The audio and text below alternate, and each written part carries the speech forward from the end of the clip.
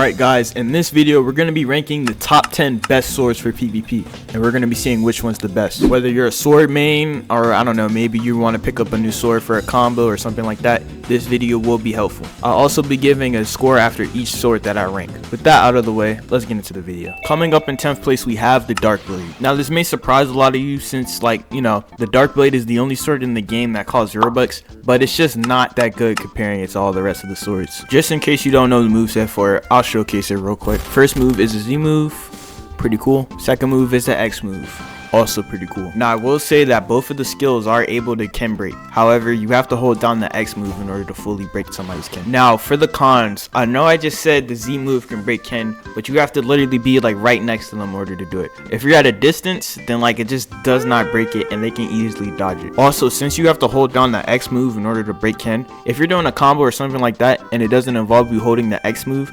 the people can basically just Ken trick it pretty much, so they just dodge it and they escape the combo. And Dark Blade really isn't all that versatile for all types of combos. You can really only use it in like certain movesets. Also, I'm not going to factor this in the ranking, but Dark Blade just costs like way too much for what you're getting. I mean, like, it's just so many other swords that you can be using that are better, and you should not be spending 1,200 Robux for this. Now I'm not saying Dark Blade is bad, however, comparing it to all the rest of the swords on this list, I'm gonna have to give it a 5 out of 10. If you disagree, let me know in the comments. Coming up in 9th place we have the Dragon Trident. So just in case you haven't seen the moveset for it, I'm gonna show it off real quick. First move is Z move, not bad. Second move is the X move, also pretty good. Now some pros is that the Dragon Trident X move basically breaks your Ken instantly. You don't have to hold down like Dark Blade or nothing like that. When you press it, it'll Ken break.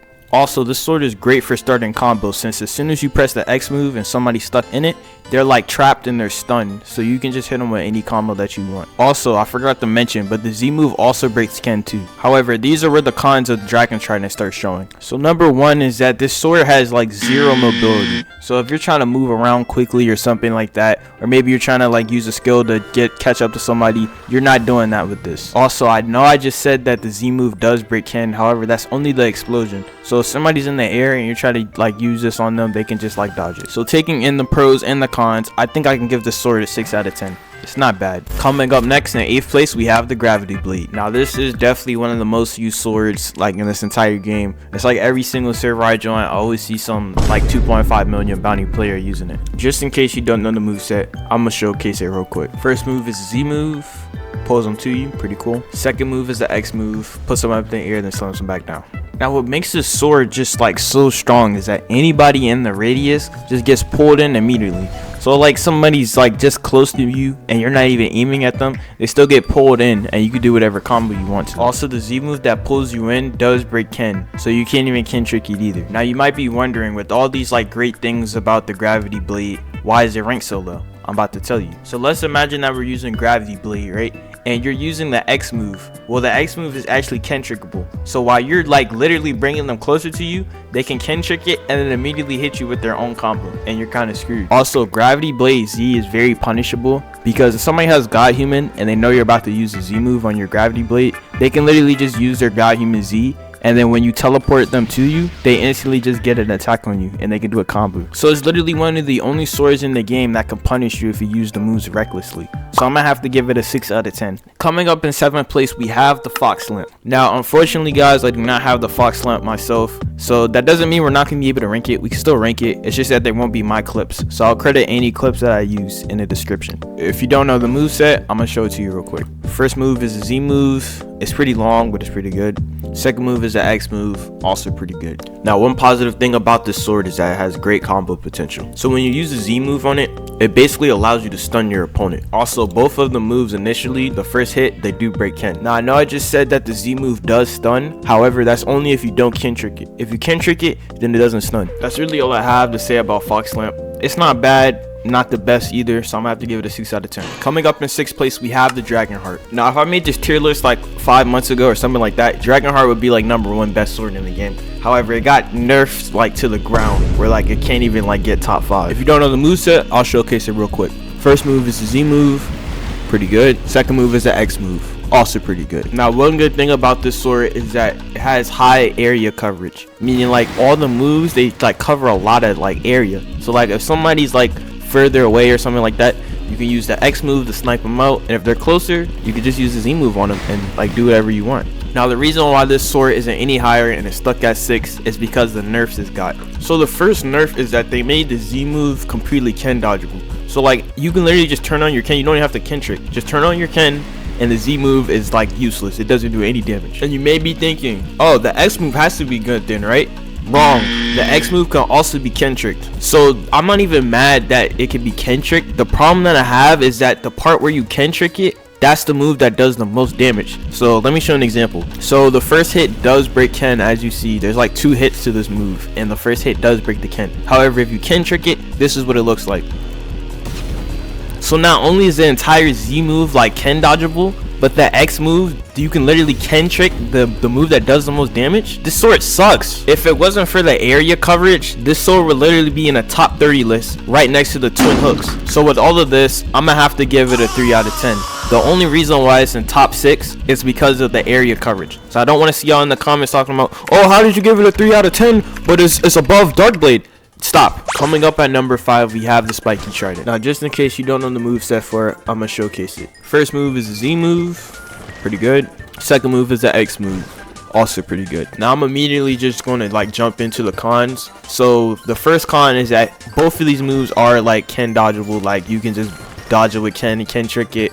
Yeah. And then the second con is that this is not for like sword mains at all. Like if you're using a sword mainly and you're trying to pick this up, you shouldn't use this. However, one of the pros is that this is basically meant for combos. So the X move, you can literally use it after any type of pushback skill, or like if somebody's up in the air pulling back down after you do a move, and like it works perfectly with any combo. Now if this wasn't good for like every single combo, then like I can only really give it a 3 out of 10, since like it's not good for sword mains and it's very Ken trickable, but it is good for combos, so I can bump it up to a 7 out of 10. It's not bad. Coming up in 4th place, we have the Yama sword. Just in case you don't know the moveset, I'll showcase it real quick. First move is a Z move, not bad. Second move is the X move, pretty good. Now the main reason why this is top 4 is because of the combo potential. You know, the sword really isn't like the best with the area coverage or the damage, but it's the combo potential. So in this clip right here, shout out to Blox Gaming, but there's not a lot of room for you to Ken trick, especially with the Yama X,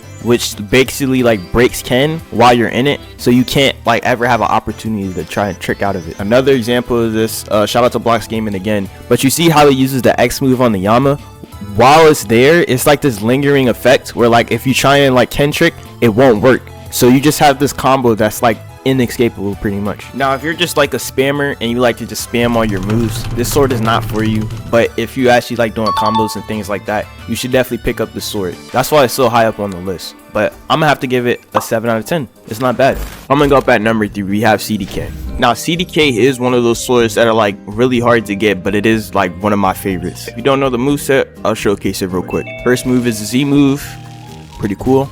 Second move is the X move, also really good. Now one big pro about CDK is that the X move has like the highest range in the entire game. If you use it on the ground or something like that and you try aiming it up in the air, you're gonna be like 200 feet up. Also, both moves really work well with each other. If you hit somebody with the X move, you can immediately hit them with the Z move, and if you hit somebody with the Z move, you can hit them with the X move. It's like really good. Also, I'm not gonna include this in the ranking, but CDK is the only sword in the game which ignores the damage reduction that Dragon has. Now one con is that the Z move is Ken trickable, and the X move is also Ken trickable on its last hit. So if you didn't know, CDK X move, it does have 2 hits. The first hit does do the most damage, which is good. However, the second hit, you can Ken trick on it. But the combo potential is really good, and the fact that you get so much mobility, I can definitely give it an 8 out of 10. It's a really good sword. Coming up in 2nd place, we have the triple katana. Just in case you don't know the moveset, I will showcase it real quick. First move is the Z move, pretty good. Second move is the X move, also pretty good. Now I know what y'all are saying in the comments. Oh, but Crandon, both of them are Ken trickable. Not really. I mean, the Z move is definitely Ken trickable, but a direct hit with the X move and it breaks Ken instantly. So the only part that's Ken trickable is the tornado, but they still get launched up in the air from the tornado, so you can still do whatever combo you want to. However, it is a really hard sword to obtain, but it is kind of worth it though. Total score, I'll give it an 8 out of 10.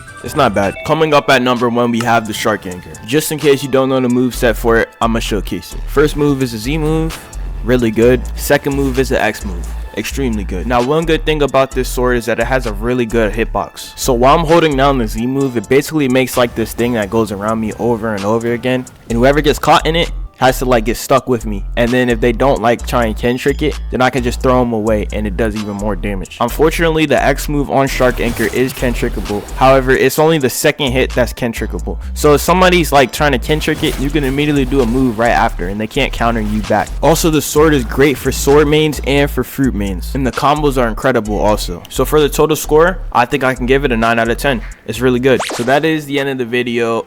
If you disagree with any of my takes, leave a comment and let me know why. If you enjoyed it, make sure to like and please subscribe, because I'm trying to get to 3K by the end of the year. We got like 16 days left until it's like a new year, so please make it happen.